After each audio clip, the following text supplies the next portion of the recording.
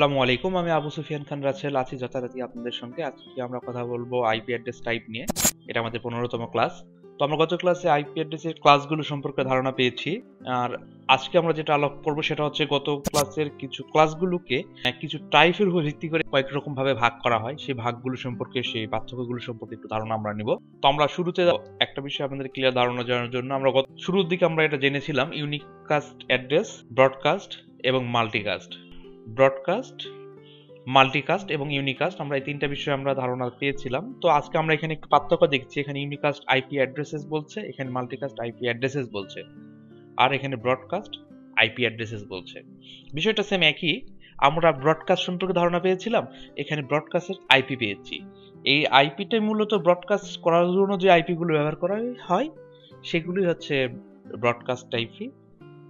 আর multicast, আমরা যে multicast সম্পর্কে ধারণা পেয়েছিলাম, মাল্টিকাস্ট করার জন্য যে আইপি গুলো ব্যবহার করা হয় সেগুলি হচ্ছে মূলত মাল্টিকাস্ট আইপি। আর ইউনিকাস্ট আমরা বুঝতে পারছি সেম একই হচ্ছে। ইউনিকাস্ট আইপিটা হচ্ছে মূলত ইউনিকাস্ট করার জন্য যে আইপি গুলো ব্যবহার করা হয় সেগুলো। তো তারপর আমরা একটু হালকা একটু ধারণা আবারও নেই। ইউনিকাস্ট বলতে আমরা বুঝি ওয়ান টু ওয়ান কমিউনিকেশন, অর্থাৎ একে অপরের সঙ্গে সরাসরি যে কমিউনিকেশন করছে সেটা ইউনিকাস্ট। মাল্টিকাস্ট কমিউনিকেশন করছে ঠিক এইরকম আমরা চিত্রে দেখছি। আপনারা লক্ষ্য করছেন কিনা, এখানে দেখুন সাবস্ক্রাইবার, এটা নন সাবস্ক্রাইবার। এখান থেকে কোনো মেসেজ যাচ্ছে, মেসেজটা নন সাবস্ক্রাইবারকে এই মেসেজটা যাচ্ছে না, যাচ্ছে হচ্ছে সাবস্ক্রাইবারদের। এখন আমরা যেমন মোবাইল ফোনে ব্যান্ডউইথ কিনে ব্যবহার করি, হাতে হাতে এখন সকলের হাতে হাতে স্মার্টফোন, বাট সকলে তো ব্যান্ডউইথ কিনে ইন্টারনেট ব্যবহার করছে না। তো ফলাফল আমরা কি দেখছি, যারা ইন্টারনেট ব্যবহার করছে না তারা কি অনলাইন অ্যাক্সেস করতে পারছে, ইন্টারনেট অ্যাক্সেস করতে পারছে না, কারণ তারা কিনেই নাই। ঠিক এরকম একটা মানে সিস্টেমটা হচ্ছে মাল্টিকাস্ট। যারা সাবস্ক্রাইবার তারাই শুধু বিষয়টা উপভোগ করবে, এনজয় করবে বা পাবে, মেসেজটা পাবে। আর এই কমিউনিকেশনের জন্য যে অ্যাড্রেসগুলো ব্যবহার হয় সেগুলি হচ্ছে মাল্টিকাস্ট অ্যাড্রেস। ব্রডকাস্ট বলতে আমরা যেটা বুঝি একবারে সরাসরি, এখানে আপনি সাবস্ক্রাইবার হন বা না, ওই যে রাস্তাঘাটে মাইকিং করে, সেটা যাদের শোনার প্রয়োজন তারাও শুনতে পায় এবং যাদের শোনার প্রয়োজন নয় তারাও শুনতে পায়। এখন মাইকিং করে বলছে যে সিটি কর্পোরেশনের নির্বাচন, আপনারা এত তারিখে ভোট দেবেন। বাট এটা তো সকলের জন্য নয়, কারণ সকলে তো ভোটার নয়।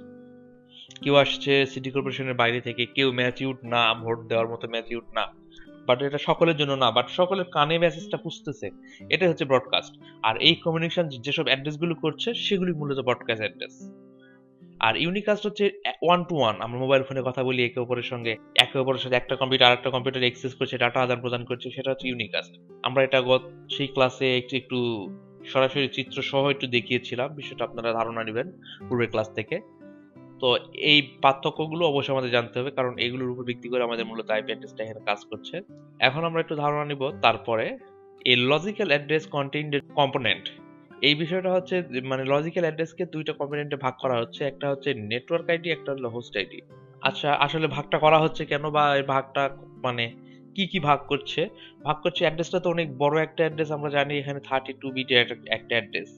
32 বিটের অ্যাড্রেস যদি হয়, 32 বিট একটা মেমরি লিখলাম, এখানে অনেক মনে বেশি হয়েছে, তার মধ্যে আটটা আটটা করে আমাকে কি করা হচ্ছে, ডট দিয়ে পৃথক পৃথক রাখা হচ্ছে। তো এখানে 32 বিটের যে অ্যাড্রেসটার মধ্যে একটা অংশকে বলা হচ্ছে নেটওয়ার্ক, আর একটা অংশকে বলা হচ্ছে হোস্ট। মানে এটা ঠিক আপনার নেটওয়ার্ক, মানে একটা নেটওয়ার্কের থেকে অন্য হোস্টগুলোকে নিয়ন্ত্রণ করা।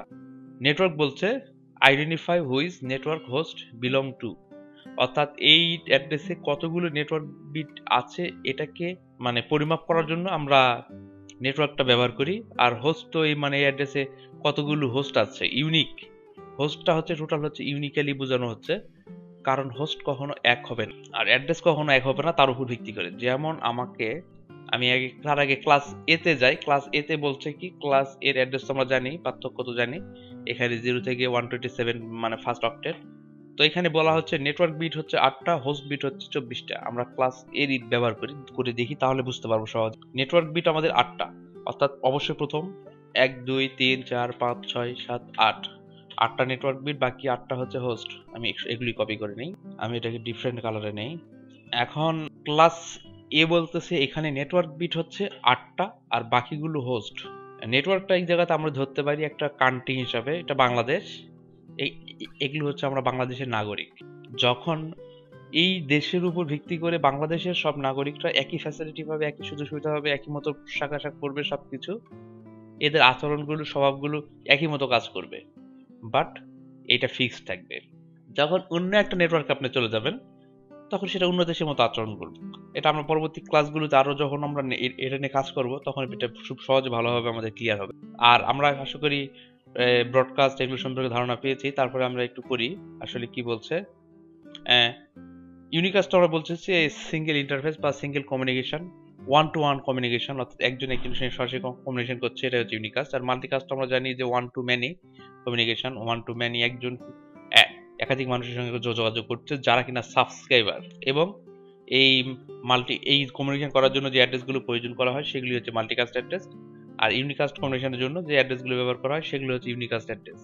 আর ব্রডকাস্ট বলা হচ্ছে used to send data all possible destination into in the broadcast domain, the one to everyone communication সিস্টেমটা বলা হচ্ছে one to everyone communication। এটা একজন মানে সকলের কাছে দিবে, আর এটা হচ্ছে ডাটাটা যাবে হচ্ছে যতগুলো পসিবল মানে তার কাছে বাস্তবসম্মত কিছু রাস্তা আছে বা গন্তব্য আছে, সব গন্তব্যকে এই মেসেজটা পৌঁছে দিবে। আমরা যেমন মাইকে কোনো একটা বিজ্ঞপ্তি দিই, এটা মাইকের সাউন্ড যত দূর যায় ততদূরেই কিন্তু এই বিজ্ঞপ্তিটা পৌঁছে যায়। এটাই হচ্ছে ব্রডকাস্ট। আর এই ব্রডকাস্ট করার জন্য যে অ্যাড্রেসগুলো ব্যবহার করা হয় সেগুলি মূলত ব্রডকাস্ট অ্যাড্রেস।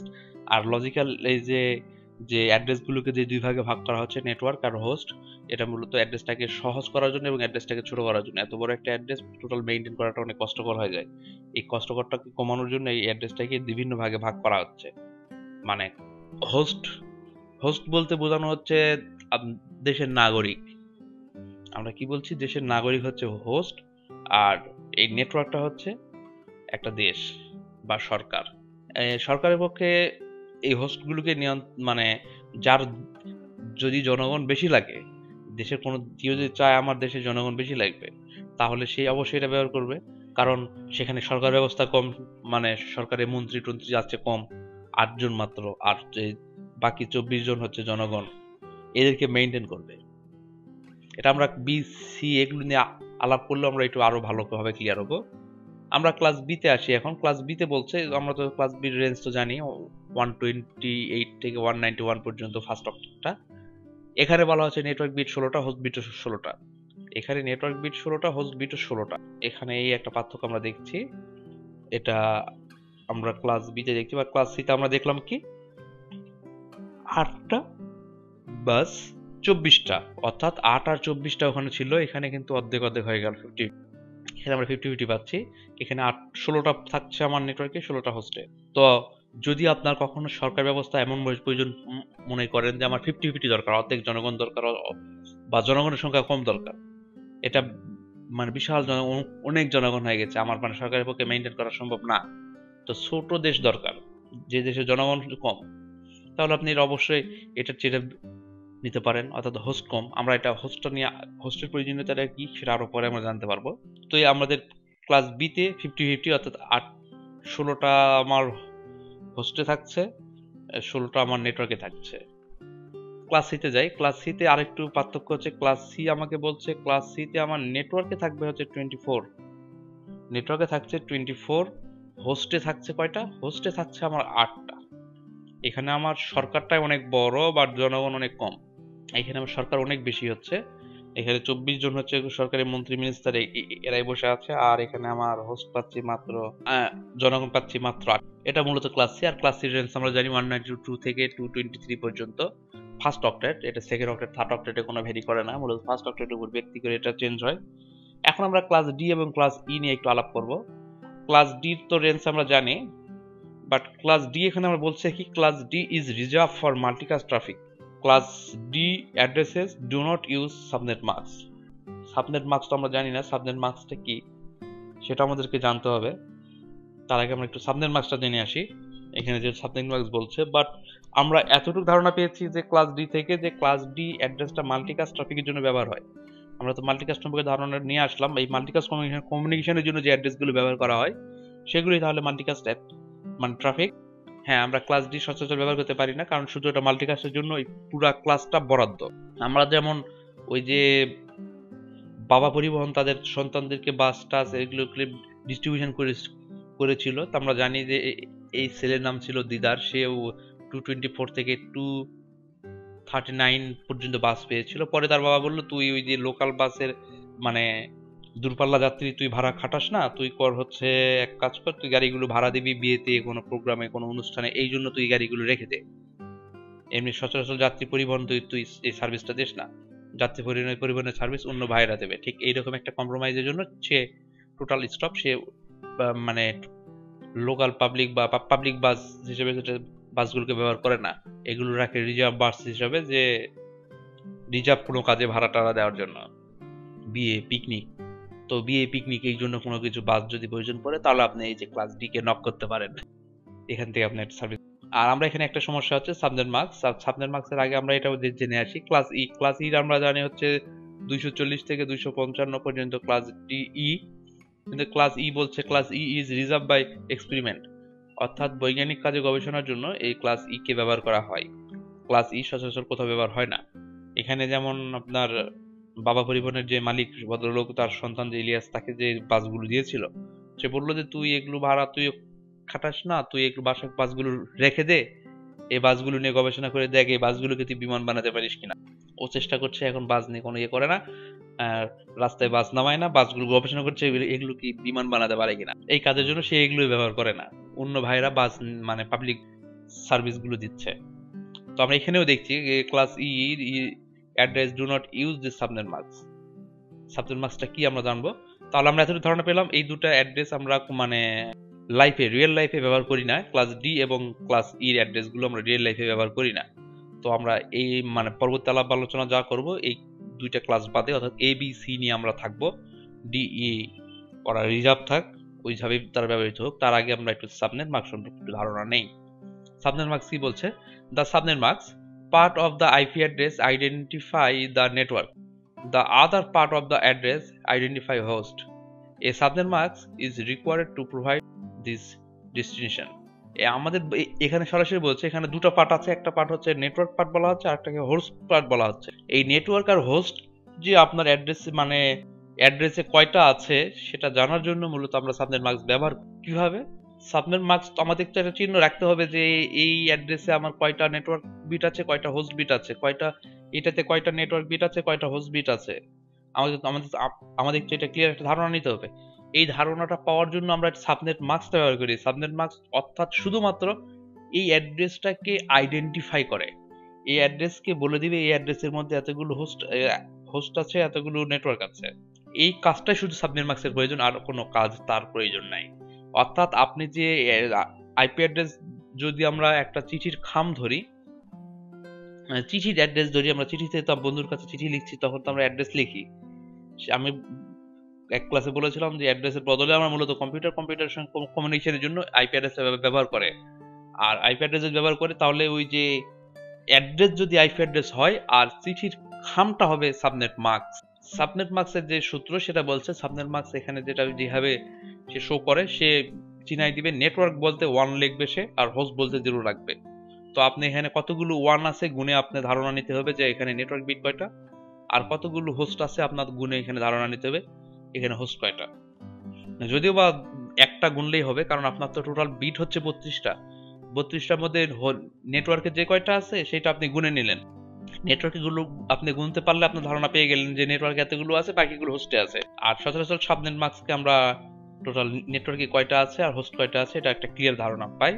এটা আমরা দেখি। তারপরে এখানে বলছে, যেমন এক্সাম্পল আমরা দেখছি 10 10 10 10, আমরা 10 ফার্স্ট অক্টেটে 10 দেখে আমরা ধারণা পাচ্ছি এটা ক্লাস এ এর অ্যাড্রেস। আর তারপর লেখাও আছে ক্লাস এ। আমরা ক্লাস এ এর সম্পর্কে আমরা দেখে আসছিলাম, এখানে ক্লাস এ দেখে আসছি। ক্লাস এ বলছে কি নেটওয়ার্ক বিট 8, হোস্ট বিট 24। তো আমরা এখানে কি পাই? এখানে নেটওয়ার্ক বলতে নেটওয়ার্কের সংক্ষেপে আমি এন লিখেছি 8, আর হোস্টের সংক্ষেপে হোস্ট এইচ লিখছি 24। তো বিটটা হবে এমন, এই যে আমি প্রথম বিটগুলো এন এন এন এন দিলাম, পরের বিটগুলো আমি হোস্ট দিলাম। এখন আমার সাবনেট মার্কস কত হবে? আমার সাবনেট মার্কসের সূত্র বলছে যে নেটওয়ার্ক যতগুলো বিট আছে ততগুলো তুমি n1 দাও। আমার নেটওয়ার্ক বিট আছে 8টা, আমি 8টা 1 দিয়েছি। আর আমার হোস্ট বিট আছে 24টা, আমি 24টা 0 দিয়েছি। তো আমি তো একবারে 24টা লিখতে পারি না, আমাকে এখানে বলা হচ্ছে আমি এখানে আইপি অ্যাড্রেসে যা কিছু করি আমাকে 8টা মানে 8টা বিট নিয়ে করতে হবে। 4টা পোরশনে বিভক্ত করতে হবে এবং প্রত্যেকটা পোরশন আমাদেরকে ডট দিতে হবে। সেম অ্যাজ আইপি অ্যাড্রেস যেমন এখানে সাবনেট মাস্কেও একই ফর্মুলা আমাকে মেইনটেইন করতে হবে। তো আমাকে 8টা 1 দিতে বলছে, আমি 8টা 1 দিয়ে একটা ডট দিলাম। তারপরে আমাকে 24টা 0 দিতে বলছে, আমি তো 24টা 0 একসঙ্গে দিতে পারছি না, আমাকে 8টা 8টা করে দিতে হবে। 8টা দেওয়ার পর আমি ডট ব্যবহার করেছি, 8টা দিয়ে ডট ব্যবহার করেছি। কারণ আমি একবারে যদি 1 2 3 4 5 6 7 8 তারপর 0 1 2 3 4 5 6 7 8 1 2 3 4 5 6 7 8 1 2 3 4 5 6 7 8 আমি ব্যবহার করি, এটা কোনো কিচ্ছু হলো না। মানে এটা টোটাল মেইনটেইন করা অনেক কষ্টকর বা এটা সম্ভবই না।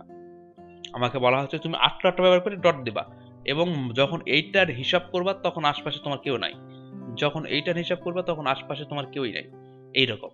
তো আমি যখন এইটার হিসাব করি, আমি তো এখন তো বাইনারি ব্যবহার করব না, বাইনারি ব্যাক এন্ডে কাজ করবে, বাট আমি মানে যা দেখবো বা যা নিয়ে কাজ করবো সেটা হচ্ছে আমাকে ডেসিমেল।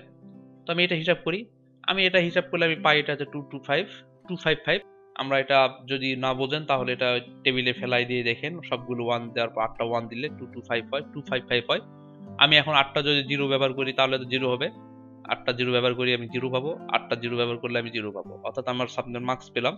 ক্লাস এর ক্ষেত্রে এটা।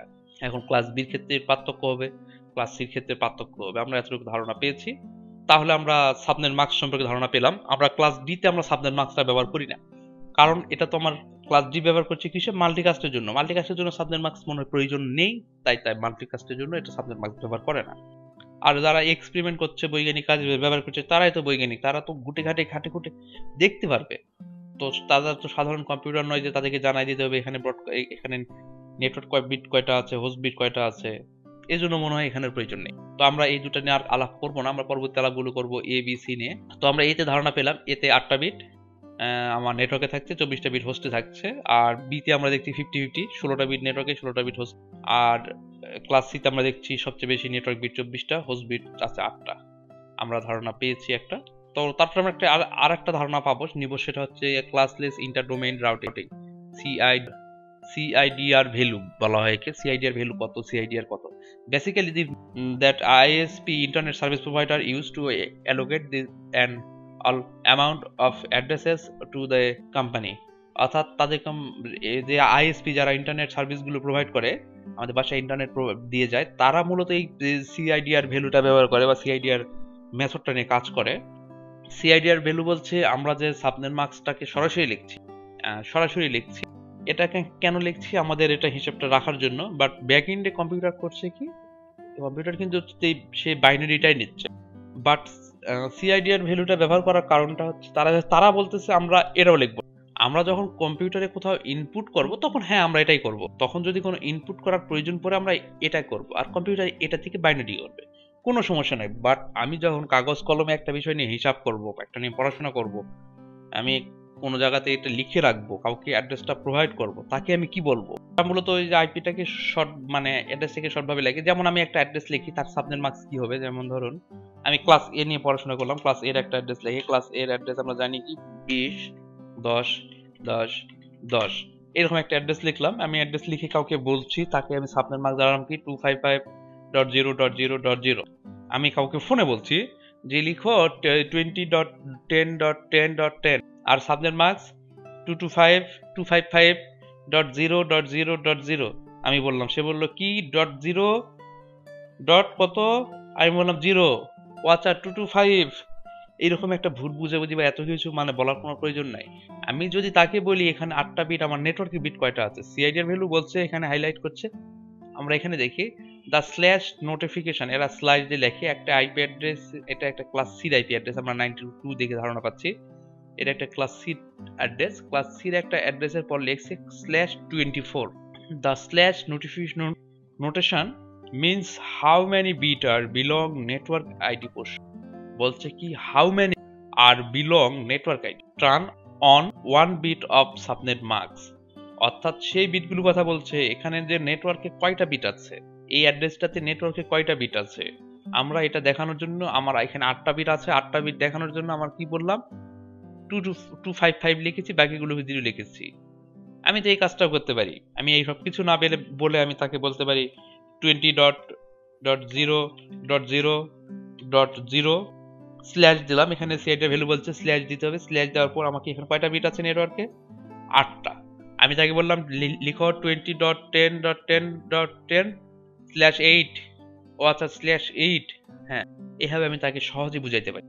যেমন আমার ক্লাস বির একটা অ্যাড্রেস, আমরা লিখি ক্লাস বির একটা অ্যাড্রেস হচ্ছে 150 লিখলাম, 150 লিখলাম, 10 লিখলাম, 10 লিখলাম, 10 লিখলাম।